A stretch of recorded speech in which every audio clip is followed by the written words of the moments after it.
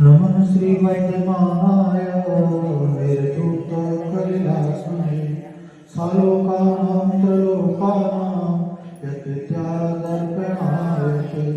बोली पंच परमेष्ठी भगवान की, अनंत से परमेष्ठी भगवान की, बोली पार्श्वनाथ भगवान की, शांतिनाथ भगवान की, शशनाथ महावीर भगवान की, ओमटेश्वर बाहुबली भगवान की, 24 तीर्थंकर भगवंतों की, आचार्य श्री कुमकुम गुरुदेव की, आचार्य श्री समंतरंज जी स्वामी की, आचार्य गुरुदेव श्री देवानंद जी महाराज जी की, ब्रह्म गुरुदेव श्री जयकर जी महाराज जी की, समस्त आचार्यों की, तीन कमलों को महाराजों की, राधे समझने वाली माता की, श्री रत्नगण सावकाचार्य ग्रंथ की, जैन धर्म की,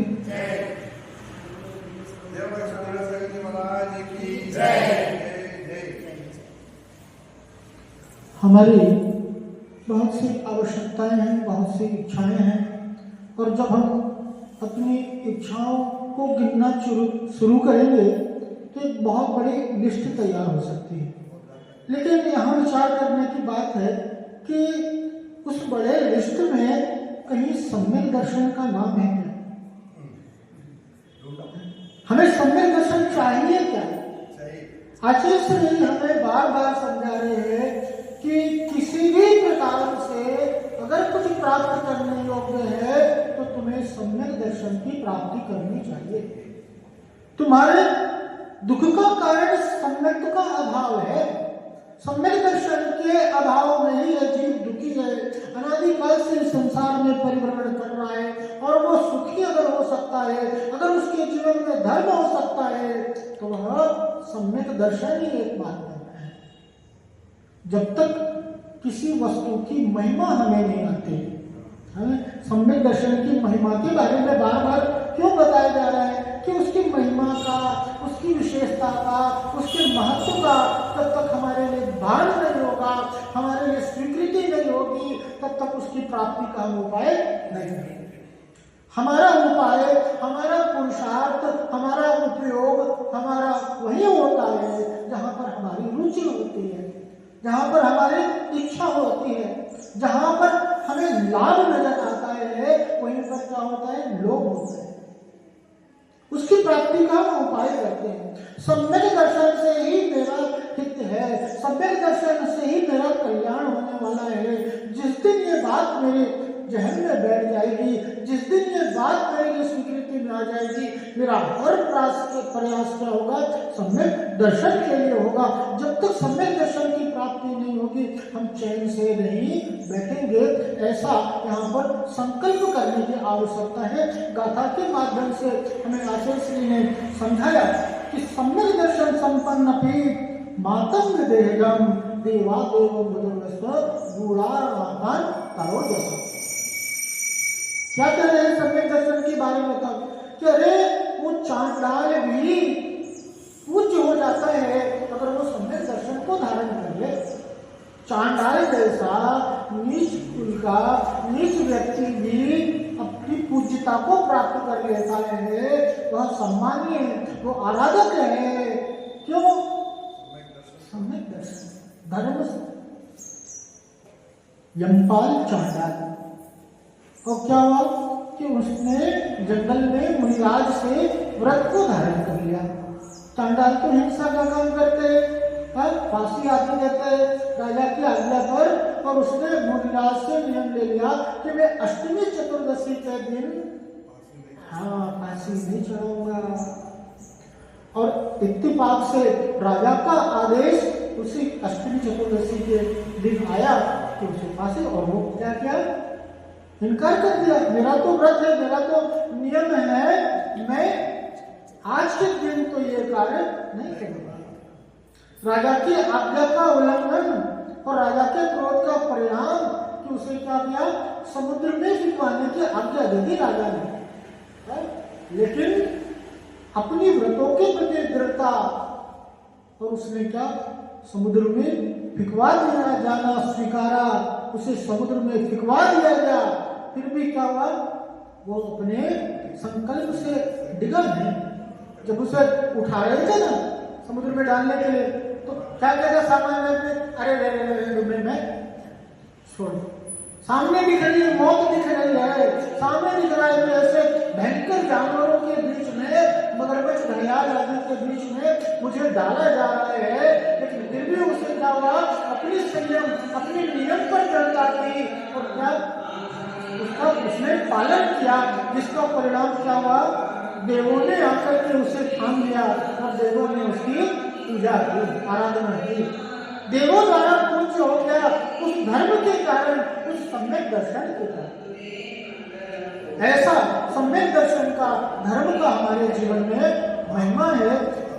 धर्म के साथ अधर्म का परिणाम, मेरे जीवन में धर्म का क्या परिणाम होता है, धर्म का क्या फल होता है और अधर्म का, पाप का क्या परिणाम, क्या फल होता है, ये अगली गाथा के माध्यम से हमें आचार्य श्री बता रहे हैं।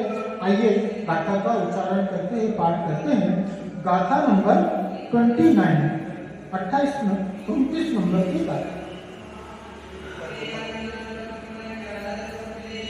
सभी उच्चारण करेंगे।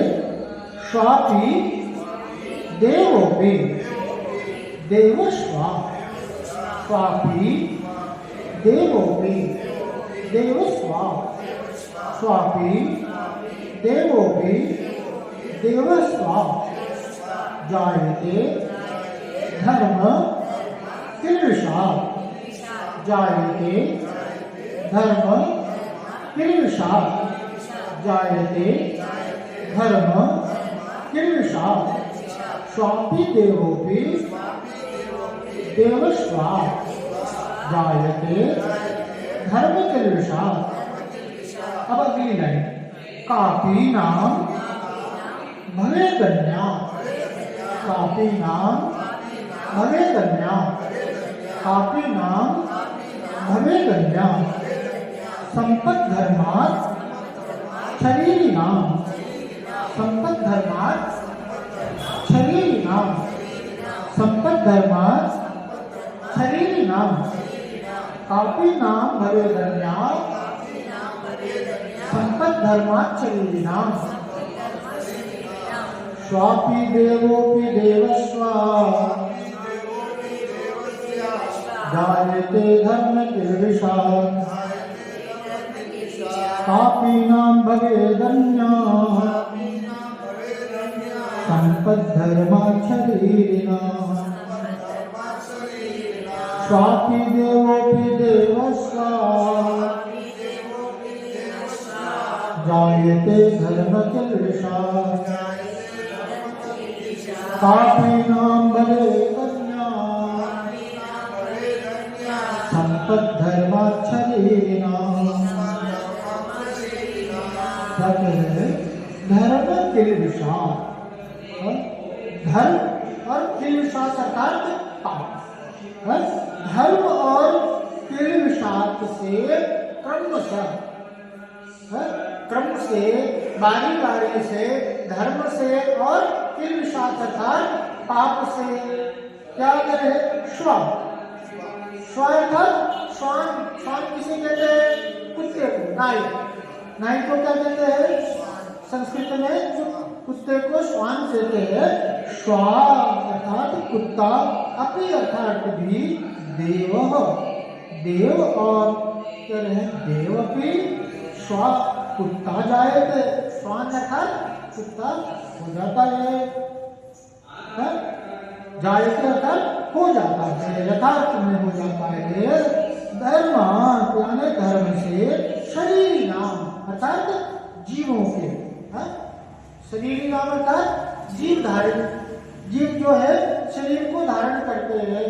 संसारी जीव कैसे है, शरीरी नाम, ऐसे शरीर को धारण करने वाले शरीरी नाम, कापी नाम अन्य, कोई अनिर्वचनीय संपत्ति भवेद होती है।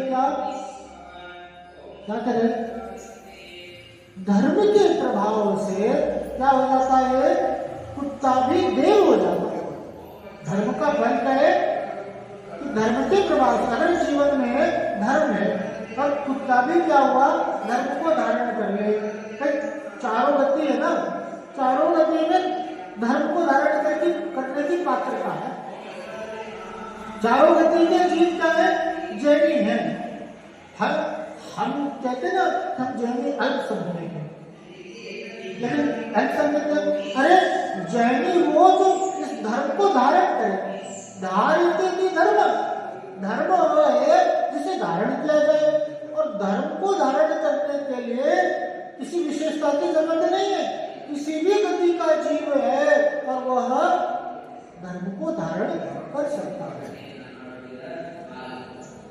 तो कुत्ता भी अगर धर्म का पालन करे, धारण करे, तो वो कुत्ता भी उस धर्म के प्रभाव से क्या हो जाता, देव हो जाता।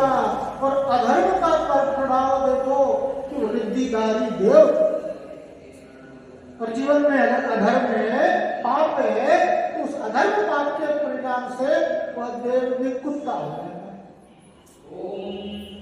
ये धर्म और अधर्म का प्रभाव देखो। और ये तो बताने के लिए कहा कि देव कुत्ता हो जाता है।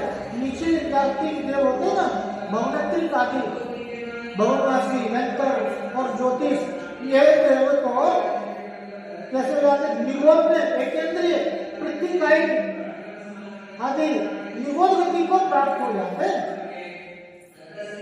कुत्ता तो बहुत दूर की बात है, संगीत पंचमी वो तो ऊपर के देव होते हैं। कि अधर्म का प्रभाव देखो कि वो क्या हुआ, देव भी क्या हो गया, कुत्ता हो गया। देव भी त्रियंच गति को, इस गति को प्राप्त हो जाता है। तो धर्म का प्रभाव देखो कि वो त्रियंच कुत्ता भी क्या हो गया, देव हो गया। ऐसे कितनी कथा अपने प्रश्नान योग में आती है। पहले गाथा को देखते हैं। धर्म भाववश श्वान स्वर्ग में, देव बने व सुखित बने। पाप भाववश देव श्वान हो, पशुगति में आप दुखित बने। अतः धर्म के बिन जग जन को, अन्य कौन फिर संपद है। धर्म शरण ही मम जीवन हो, अक्षय सुख का आस्पद है। क्या करें कि धर्म भाव श्वान स्वर्ग में, देव बने वह सुखी बने। धर्म के प्रभाव से श्वान भी क्या हुआ, स्वर्ग में जाकर के देव पर्याय को प्राप्त करके, और श्वान गति कुत्ते को कितना तकलीफ है, कितना दुख है, त्रियंच गति में कितनी पीड़ा है। और धर्म का प्रभाव देखो कि उसे क्या हुआ, उस दुख से छुड़ा करके और उस स्वर्ग के सुख की प्राप्ति करा दी। पाप भाववश देव श्वान हो, पशु गति में आदुकित बने। और उस कैसे अकृत्रिम सुख को भोगता हुआ, ऐसे विशेष सुख को भोगता हुआ वह देव भी क्या हो गया, उस सुख से वंचित हो गया, उस सुख से अलग हो गया। और क्या हुआ, त्रियंच गति में आकर के उसे अधर्म में ला करके पटक दिया, जहां पर दुख के सिवा और कुछ नहीं। ये अधर्म का परिणाम। अतः धर्म के बिन जग जन को, अन्य कौन फिर संपद है। इस प्रकार से विचार करने पर हमें धर्म के समान और कोई संपत्ति नजर आती है क्या? धन आदि कमाया तो क्या कमाया, पाप कमाया। और पाप का परिणाम है दुख, पाप का परिणाम है दुर्गति, और धर्म का परिणाम है सदगति, धर्म का परिणाम है सुख। तो संपत्ति कमाई क्या है, असली कमाई क्या है, जो आप अभी करते हो, जो मंदिर में अभी बैठ करके लोग भगवान की पूजा आराधना कर रहे हैं, वही क्या है, असली संपत्ति है, असली कमाई है। 24 घंटे में क्या करते हो आप, घूमना फिरना, खाना पीना, कमाना आदि सब कर रहे हो, अनादि काल से ये करते आए, कोई अर्थ नहीं है। लेकिन 24 घंटे में 24 मिनट का जो आपने धर्म किया, मंदिर में आकर के पूजा आराधना, भगवान की दर्शन करे, कहीं भी घर में भी बैठ करके आपने धर्म की भावना, भाई स्वाध्याय किया, जब किया, कहीं भी अगर धर्म ध्यान किया, धर्म आचरण किया, वो है आपकी असली कमाई है, जो वर्तमान में भी आपको सुख का कारण बनेगी और आगे जाकर के आपको संतति की, आगे जाकर के भी अगले भाव में भी सुख का कारण बनने वाला है। तो ये धर्म ही जीवन में सुख का कारण है। वर्तमान में भी अगर सुख शांति अनुकूलता की अनुभूति हो रही है, इसका परिणाम क्या है? धर्म। पाप दुख तकलीफ लेकर के आता है और सुख और अनुकूलता संसाधन आदि जो करती है वो धर्म के ही परिणाम से प्राप्त होते हैं। इसलिए धर्म ही हमारा सच्चा मित्र है, धर्म ही हमारी संपत्ति है। और कौन हमें संपत्ति नजर आता है? धर्म शरण हो मम जीवन हो, अक्षय सुख का वास्तव है। धर्म में ही मेरा जीवन हो, क्योंकि वह क्या है? अक्षय अर्थात अनंत सुख, जहां पर दुख का कोई नामो निशान नहीं है। अनंत काल तक क्या है? सुखी सुख है। ऐसे सच्चे सुख की प्राप्ति कराने वाला यह धर्म ही है। इसीलिए क्या करना? हमारे लिए धर्म का आचरण करना। जीवनधर स्वामी की कथा है कि कुत्ते को क्या किया? मरणासन कुत्ता था तो उसको नमोकार मंत्र सुनाया। तो नमोकार मंत्र के सुनने से क्या हुआ? वो देवगति में जाकर के देव हो गए। सुदर्शन लक्ष्य नाम का देव हो गया वो। तो मेरे लिए एक बात बताओ कि नमोकार मंत्र सुनने से वो देव हो गया क्या? उसका कल्याण हो गया क्या? हाँ, नमोकार मंत्र सुन करके अनंत सिद्ध आचार्य उपाध्याय सर्व साधु इनको सुमरण करके और क्या इन रूप अपने आप को जान करके उनका चिंतन करके, उनके स्वरूप का चिंतन करके अपने स्वरूप की प्राप्ति के माध्यम से वो क्या हुआ? वो कुत्ता देव बन गया। भगवान पार्श्वनाथ ने नाग और नागिन को बाल्यावस्था में क्या सुनाया? नमोकार मंत्र, क्या उनके लिए धर्म का उपदेश किया। पार्श्वनाथ भगवान तीर्थंकर, और तीर्थंकर क्या अपने पूरे जीवन में ओम नमः सिद्धेभ्य के अलावा और कोई दूसरा उच्चारण नहीं करते। जो खुद अरहंत है, मतलब अरहंत नमोकार मंत्र में पंचपरमेश्वरी को नमस्कार करें, तो इसलिए वहां पर क्या वो ये तो एक क्या किंवदंती है। वहां पर क्या क्या जो नाग नागिन अवस्था में थे उनको उन्हें धर्मोपदेश दिया, संबोधा उनके लिए, और उसके परिणाम स्वरूप उनके भाव कैसे हो गए? शुभ भाव हो गए, परिणाम शुभ हो गए, जिससे क्या हुआ?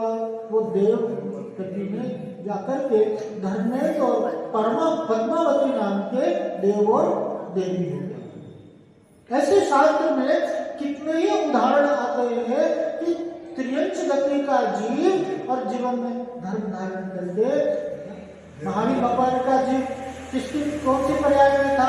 10 भाव पहले सिंह के पर्याय में। और क्या हुआ? भगवान तीर्थंकर वहां पर सिंह की पर्याय में उनके लिए चारण नीतिधारी मुनिराज ने संबोधा और वहां पर सम्यक दर्शन की प्राप्ति करके धर्म को अनुव्रत को धारण करके क्या हुआ? तीर्थंकर।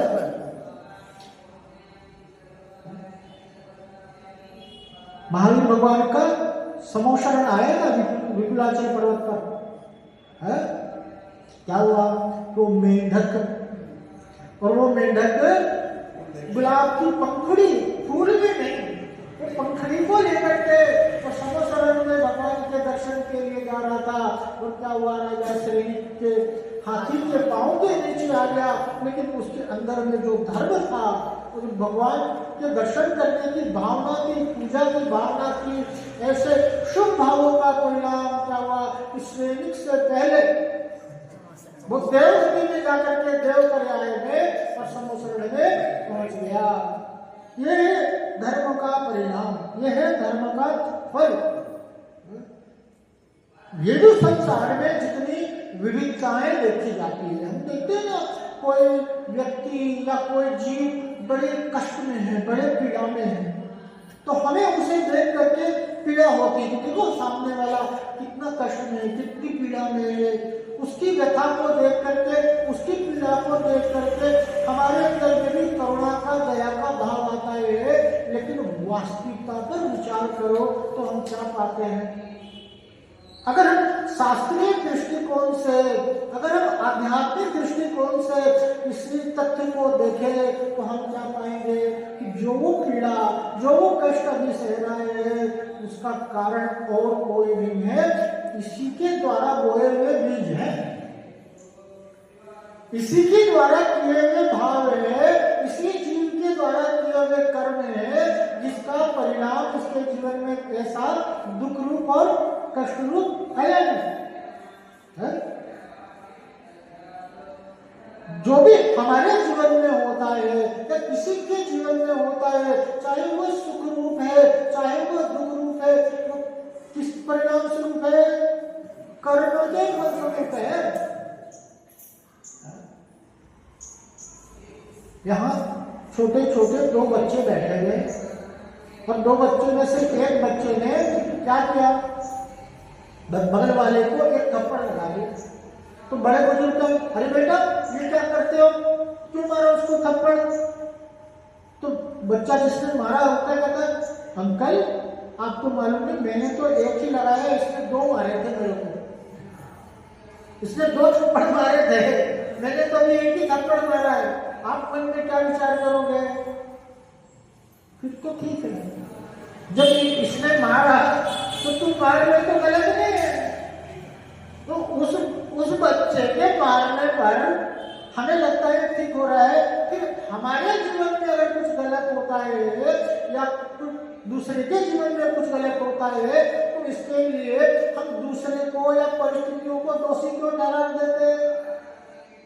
अरे हमारे जीवन में अगर अच्छा हो रहा है, अगर हमारे जीवन में प्रतिकूलता है, कष्ट है, तकलीफ है, तो उसका कारण कोई और नहीं है, उसके कारण होता है मेरे द्वारा पूर्व में किए हुए भाव, मेरे द्वारा पूर्व में किए हुए कर्म ही वो कारण है। आचार्य श्री अमित गति स्वामी भावना का पुस्तिका में कहते हैं, स्वयं किए जो कर्म शुभाशुभ फल निश्चय ही वो देते, आप करे फल दे अन्य तो स्वयं किए निष्फल होते। स्वयं के द्वारा किए गए शुभ अशुभ कर्म है, शुभ अशुभ भाव है, उसका परिणाम निश्चित ही जीवन में आता है। और हमारे क्या है कि हम परिस्थितियों को और दूसरों को दोषी ठहराते हैं। अगर आपके पास कोई दुकान में नुकसान हो रहा है तो क्या विचार होगा कि सामान सही नहीं था, प्रोडक्ट सही नहीं था, वो दुकान ही गलत जगह पर है, उसकी दिशा गलत है, या इसने साथ नहीं दिया, तमाम बातें हमारे लिए आएंगी। लेकिन कर्म सिद्धांत क्या करे कि तेरे लाभ अलाभ कर्म का उदय है, तेरे लाभ कर्म का उदय होगा तो मिट्टी में भी सोना निकल आएगा, और अलाभ कर्म का उदय होगा तो सोना भी मिट्टी हो जाएगा। आदमी धन गाड़ने के लिए गड्ढा खोदता है, और पुण्य कर्म का प्रभाव देखो, धर्म का प्रभाव देखो कि जिस गड्ढे को खोद रहा था धन गाड़ने के लिए, उसमें और धन निकल जाता है। तो ये धर्म अधर्म है, पुण्य पाप का, ये कर्म का प्रभाव है जो मेरे जीवन में सुख दुख रूप आता है। आप किए फल दे अन्य तो स्वयं किए निष्फल हो। हमारी शिकायत रहती है कि हम आज के समय में और लोगों की मेरे प्रति भावना, मेरे प्रति सोच अच्छी, बच्चे हमारे प्रति अच्छी सोच नहीं रखते, पति मेरे लिए तो अच्छा साथ नहीं देता, सोच नहीं रखता, ये वो मेरे सगे संबंधी मेरा साथ नहीं देते, अच्छा विचार नहीं रखते। लेकिन ये कर्म सिद्धांत क्या कहता है? किसी के अच्छा बुरा सोचने से या करने से तुम्हारा अच्छा बुरा नहीं होता। हमें लगता ना कि ये मेरा अच्छा कर देगा, या ये इसी के कारण जो नुकसान हो रहा है, या और ये मनुष्य है, या ये ऐसा कोई टोना टोटका कर रहा है। किसी भी करने से हमारा कुछ नहीं होता, कोई मेरा बुरा चाहे या कोई मेरा भला चाहे, उससे मेरे जीवन को कोई फर्क नहीं पड़ता। मेरे जीवन में तो वही होता है जो मेरे कर्मानुसार होता है। अच्छे बुरे कर्म का जैसा परिणाम होता है वैसा होता है। और मेरे सुख का और मेरे दुख का कोई हिस्सेदार नहीं है। न तो कोई मेरे सुख को बांटने में सक्षम है। आप घर में कार लेकर के आए, कोई पापा या बड़े बुजुर्ग वो कार लेकर के आए, तो क्या होता है, पूरी फैमिली है सो उस कार में घूमने के लिए निकली। लेकिन आप बताओ, जिनकी कार है उनकी खुशी अलग है, और जो बैठे सब अपने अपने हिसाब से। हो सकता है उस सुख के माहौल में कोई व्यक्ति दुखी भी हो, किसी बात से उसका मन परेशान है, किसी ने कुछ उल्टा पलटा कह दिया, तो वो सुख के स्थान में भी वो सुख की अनुभूति नहीं कर पाएगा। सब उसके कर्मानुसार है। कोई हमारे सुख का हिस्सेदार नहीं है और न कोई हमारे दुख का बंटवारा कर सकता है। आचार्य कहते हैं, एक को करेगी कर्मम, एक को ही जिंदगी दिल संसार। यह जीव अपने कर्म का कर्ता स्वयं है और उसका फल का भोक्ता भी स्वयं है। एक को जिंदगी दिल संसार है, अपने कर्म का फल भोगता हुआ यह जीव अकेला ही संसार में जन्म लेता है और अकेला ही संसार में परिभ्रमण करता है। उस संसार में उसका कोई रिश्तेदार साथी सगा नहीं है। सब कुछ है कर्मानुसार। हम जब कर्म करने की बात आती है, हमें जब कुछ करने की बात आती है, हम विचार शून्य क्यों हो जाते हैं? आप जगत में, आप संसार में कोई भी कार्य करते हो तो सर्वप्रथम उसके परिणाम का विचार करते हो। आप पैसा इन्वेस्ट करते हो ना कहीं व्यापार में, या फिर किसी को पैसा दिया तो सबसे पहले आप तय करते हो कि इसके बदले में मुझे क्या मिलेगा, इसका परिणाम क्या होगा, इसका फल क्या होगा। लेकिन जब कर्म करने की बात आती है तो ये सब जानते हैं कि अच्छे का फल अच्छा होता है और बुरे का फल बुरा होता है। धर्म अधर्म के परिणाम से हम अनजान नहीं है, लेकिन फिर भी सावधानी क्यों नहीं है जीवन में? बिना विचारे हम कोई भी कार्य क्यों करते हैं? धर्म अधर्म का भेद किए बिना, सही गलत की पहचान किए बिना, विवेक शून्य होकर के हम किसी कार्य को क्यों करते हैं? अपने हित का विचार करना आवश्यक है, जरूरी है। क्योंकि ये सब कुछ जो मिला है, ये मनुष्य भाव, ये शक्ति, ये सामर्थ्य, ये उत्तम बुद्धि, स्वास्थ्य, ये जिन धर्म, ये तत्व ज्ञान, ये शारीरिक अनुकूलता, किसी के लिए भी आपको विशेष कोई बीमारी नहीं है। देखो तुलना करके देखना, तो कोई रोग हो जाए, आप है तो हिल नहीं पाओ, बिस्तर से हिल नहीं पाओ, हर प्रकार से आप शामिल हो, सक्षम हो, तो क्या करना कि इसको सही दिशा में उपयोग को लगाना। अगर दिशा सही नहीं होगा तो दुर्दशा से कोई बचा नहीं सकता है। हमारी उपयोग की दिशा सही होनी चाहिए। धर्म शुभ प्रवर्तन ही सहायी है, करने योग्य कार्य है। अशुभ से अपनी रक्षा, अशुभ से अपना बचाव और शुभ प्रवृत्ति, धर्मेंद्र प्रवृत्ति भी हमें सुखी कर सकता है, हमारी रक्षा। जब तक जीवन में परम भाव का विचार नहीं है, तब तक जीवन में धर्म नहीं हो सकता है। हमें हर पल हर क्षण यह विचार रहता है कि इसके बाद हमें क्या करना है।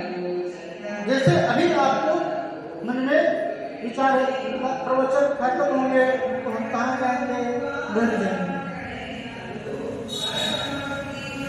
एक दृष्टांत देखते हैं, अकबर और बीरबल का। बहुत प्रसिद्ध है, अकबर बीरबल की कहानी बहुत सुनी होगी। तो अकबर ने बीरबल से कहा कि बीरबल दो अबके, दो तबके और दो अबके में तबके लेकर के आओ। अकबर बीरबल की ऐसे ही होती, अबके तबके अबके में तबके लेकर के आओ।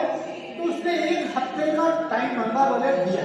और 1 हफ्ते के बाद क्या हुआ कि बीरबल ने धनवान सेठ को लेकर के आया। 2 सेठ थे, हाँ, और 2 भिखारी थे, दरिद्र एकदम, हाँ, और 2 साधु को लेकर के, सज्जन पुरुष, साधु पुरुष जो है, मुनिराज समझ लो या साधु जन, उनको लेकर के आए। तो अकबर ने पूछा कि ये क्या लेकर के आए हो? बोले हुजूर आपका जवाब। बोले क्या जवाब? बोले अबके तबके, अबके न तबके। बोले समझ में नहीं आया, समझाओ। तो बोले ये जो सेठ साहूकार दिख रहे हैं, ये जो धन संपत्ति आदि से लबालब दिख रहे हैं, सोने चांदी आदि के जेवर पहने हुए, ये कौन है? अबके हैं। अबके अर्थात इनका वर्तमान सुख में है, अभी कैसा है? बड़े ऐश और आराम में है, बड़े आनंद में। लेकिन क्या है भविष्य? क्या है? कष्ट में। भविष्य की कोई गारंटी नहीं है, भविष्य दुख में है। अब क्या है? अरे वर्तमान में क्या है? सुखी है। और ये भी दरिद्र दिख रहे हैं, ये अब के ना तब के, अभी भी दुखी है और बाद में भी कोई निश्चित नहीं है, दुखी ही रहेंगे। लेकिन ये जो सज्जन लोग दिख रहे हैं, जो धर्मात्मा लोग दिख रहे हैं, ये जो साधु जन दिख रहे हैं, ये कौन है? ये तब के हैं। तब के अर्थात वर्तमान तो भले ही इनका कष्ट में है, लेकिन जो भविष्य है ना, वो कैसा? वो सुखने वाले है। तो जो हमारा वर्तमान है वही हमारे हाथ में है। पिछला जो बीत गया उसका हम कुछ नहीं कर सकते, हम टेंशन में रहते हैं, नुकसान हो गया, ये हो गया, एक्सीडेंट हो गया, दुनिया भर की बातें। और भविष्य में क्या होगा ये हमारे कंट्रोल में है क्या? वो हमारे नियंत्रण में है। लेकिन वर्तमान में हमें क्या करना है ये हमारे नियंत्रण में। और ध्यान रखो, जैसा आपका वर्तमान होता है उसी के आधार पर आपका भविष्य होता है।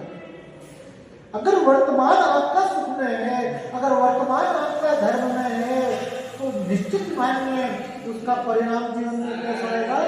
सुख में आएगा। अभी आपको सुख और शांति की अनुभूति हो रही है, इसका कारण क्या है? आपने उसमें कार्य किया, धर्म का कार्य कर रहे हो, इसलिए तुम्हें सुख और शांति की अनुभूति हो रही है। और इसी की हमें पुनरावृत्ति चाहिए, इसी का हमें विस्तार चाहिए। सुख सब चाहते हैं, शांति सब चाहते हैं, तो कार्य क्या होगा? सुख और शांति के अनुरूप होना चाहिए। अगला भाव, अगला क्षण हमें सुख में चाहिए, तो वर्तमान हमारा कैसा होना चाहिए?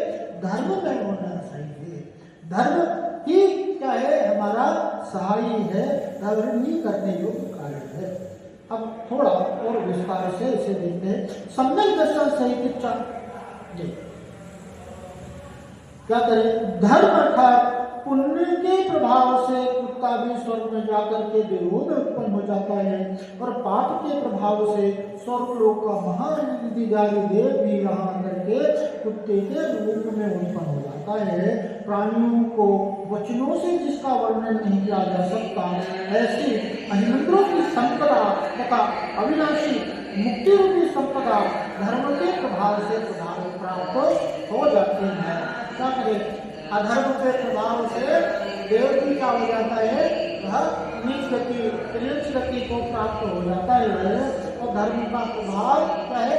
सुख में है, आनंद में है, वो हमें सद्गति का कारण बनता है। इसलिए कह रहे हैं ऐसा जिसका वर्णन नहीं किया जा सकता है, जिसकी महिमा का बखान नहीं किया जा सकता, ऐसे अहिंद्रों की संपदा को दिलाता हुआ, उत्तमोत्तम सुखों को दिलाता हुआ, वो स्वर्ग और के सुखों को दिलाता हुआ, ऐसे निर्वाण अर्थात मोक्ष सुख को प्रदान करने वाला धर्म ही है। उसके अलावा हमारा कौन सहाय है, कौन रक्षक है? मिथ्यात्व के प्रभाव से दूसरे स्वर्ण तक का देह एक ही प्रिय में आकर के उत्पन्न होता है। पाप क्या है? हिंसा, झूठ, चोरी, कुशील, परिग्रह, राग, द्वेष, क्रोध आदि कषाय, ये सब क्या है? ये पाप रूप है। लेकिन इन पापों का मूल क्या है? इन पापों का कहते हैं ना, बाप का भी बाप। इन पापों का जो जनक है ना, वो क्या है? वो है मिथ्यात्व। मिथ्यात्व के कारण, विपरीत बुद्धि के कारण कि क्या होता है? पाप रूप प्रवृत्ति होती है। सम्यक दृष्टि धर्मी जीव कभी पाप रूप प्रवृत्ति को नहीं देखता, करता। और सबसे बड़ा पाप क्या है? मिथ्यात्व है। इसीलिए सबसे पहले छोड़ने योग्य कार्य क्या है? मिथ्यात्व का त्याग हो, सम्यक का ग्रहण हो। मिथ्यात्व के प्रभाव से देखो कि दूसरे स्वर्ग का जो देव है वो क्या होता? एक इंद्रिय आदि पर्याय को प्राप्त हो जाता तथा अनंत अनंत काल तक स्थावरों में ही परिभ्रमण करता रहता है। हम इस बात का अनुमान नहीं लगा सकते कि आने वाला समय कितना भयावह होने वाला है। हमारे पास ज्यादा समय नहीं है। अपनी दिशा, अपनी दशा सुधारने के लिए हमें ज्यादा अवसर नहीं मिला। अजय कहते हैं, जिनेन्द्र देव कहते हैं, जिस प्रकार से आकाश में एक बिजली कड़के, कितना समय? हाँ, सेकंड का अनंतवा भाग भी आप मान के चलो तो इतना ही समय बिजली कड़कने को लगता है। जो अनंत काल हम बिताकर के आए हैं और जो अनंत काल हमारा इंतजार कर रहा है, उसके सामने जो अवसर मिला है हमारे लिए, वो क्या है? आसमान में बिजली कड़कने के समान है। इतने ही समय में हमें क्या करना है? निर्णय कर लेना है। अपने कल्याण अकल्याण का निर्णय करके, अपने हित का निर्णय करके और अपनी प्रवृत्ति को बदलना है, सुधार लेना है। अन्यथा दुर्दशा से कोई रक्षा करे अनंत काल तक क्या? अब आप सोचो, ये एक आदि में जाकर के ऐसे पेड़ अभी सैकड़ों साल से ये पेड़ खड़ा है, तो ये भी तो जीव है ना। ऐसी दशा स्वीकार है क्या? किन्हें नहीं रहे यहाँ ऐसे चल रहे, इनको मालूम ही नहीं है कहाँ जाना है, क्या करना है। ऐसी दुर्दशा स्वीकार है क्या? इन गतियों में मैं नहीं चला जाऊं, ऐसे दुखों से मेरी रक्षा हो, इसलिए क्या करना? एक एक पल, एक एक क्षण धर्म में ही लगा। और क्या सबसे पहले अपने उपयोग हमारे मन में, जिन पर हम मंदिर में नहीं बैठ सकते, जिन पर हम तीर्थ क्षेत्र पर नहीं बैठ सकते, जिन पर हम ऐसा जिनवानी लेकर के नहीं बैठ सकते, लेकिन मेरी मनोवृत्ति, मेरी सोच की दिशा कैसी हो, यह मेरे हर पल हर क्षण नियंत्रण में है। अगर मेरा सोच, अगर मेरे विचार अशुभ की ओर जा रहे हैं, अगर मेरे विचार अधर्म की ओर जा रहे हैं, तो मेरा कर्तव्य क्या होता है? तत्काल तत्क्षण ही अपनी सोच की दिशा को, अपने विचार को परिवर्तित करके उसे क्या करना? शुभ में लगा देना, धर्म में लगा देना। यही सहाय है, यही हमारा रक्षक है। फिर काल अनंतरे दुख का घन छाएगा, यदि अवसर चूका तो भव भव पछताएगा। फिर काल अनंत के लिए क्या होगा? दुख का ही अंबार लगने वाला है। दुख से हमारी रक्षा करने वाला कोई नहीं है। पछतावे के सिवा और कुछ हाथ में लेने वाला है। तो ये बहुत अच्छी गाथा हमें लिए, गाथा हमारे लिए विचार करने के लिए मजबूर करती है कि चिंतन करो कि धर्म और अधर्म का मेरे जीवन में विवेक आए, धर्म और अधर्म की सावधानी आए, धर्म प्रवृत्ति की ओर, धर्म के प्रति मेरा उत्साह हो, उल्लास हो, और ऐसे धर्ममय जीवन से ही मेरा हित होने वाला है, कल्याण होने वाला है। हमारा एक एक पल, हमारा एक एक क्षण धर्ममय हो, सुखमय हो, जो हमारे अनंत सुख का, अनंत शांति का कारण बने। सबके लिए सर्वोच्च की प्राप्ति हो, सभी का हित हो, सभी का कल्याण हो। इसी मंगल भावना से यहीं तक बोले पंच परमेश्वरी भगवान की, अनंत से परमेश्वरी भगवान की, पूर्ण पार्श्वनाथ भगवान की, शांतिनाथ भगवान की, दशनाथ महावीर भगवान की, कोमटेश्वर बाहुबली भगवान की, 24 तीर्थंकर भगवंतों की, अचल श्री कुंकुम गुरुदेव की, अचल श्री समंत बच्ची स्वामी की, अचल गुरुदेव श्री देवनंद जी महाराज जी की, मम गुरुदेव श्री जयवीर जी महाराज जी, समस्त आचार्यों की, श्री गौनोकुल महाराजों की, राजस्थान जिनवादी माता की, श्री रत्नकर्ण सावकाचार्य ग्रस्त की, जैन धर्म की जवानी के ज्ञान से सूझे लोकालो, तो आए मुस्तके हो सदा वेद हो, हे भाई भारती तो है जगो गिरे, दुते मागे सो पावे सके।